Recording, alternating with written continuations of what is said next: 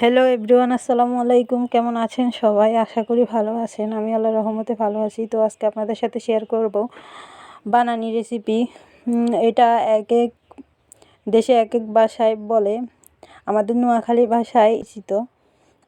তো আমি দেখেন এখানে পেঁপে নিয়ে নিয়েছি, আমলা নিয়েছি, ধনিয়া পাতা নিয়েছি, আর নিয়েছি চালতা, মূলা। এগুলো দিয়ে আজকে বানানিগুলো বানাবো। তো দেখেন এক এক করে সবগুলো আমি কেটে নিচ্ছি। প্রথমে আমলাগুলো কেটে নিয়েছি, এরপর মূলা, চালতা, এরপর ধনিয়া পাতাগুলো কুচি করে নিচ্ছি। এই যে দেখেন আমার সবগুলো উপকরণ কিন্তু কেটে নেওয়া শেষ। এবার আমি এখানে অ্যাড করলাম কিছুটা আমের আচার, স্বাদ মতো লবণ।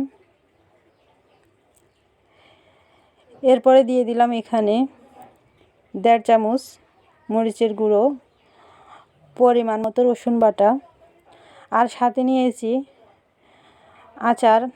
আর একটু আচার অ্যাড করতেছি এখানে, এগুলো দোকানে পাওয়া যায়।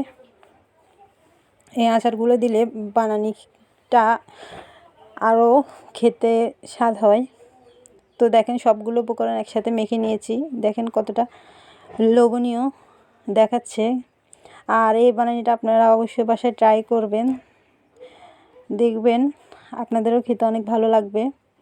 তো আজ এই পর্যন্তই। সব ভালো থাকবেন, সুস্থ থাকবেন। আল্লাহ হাফেজ।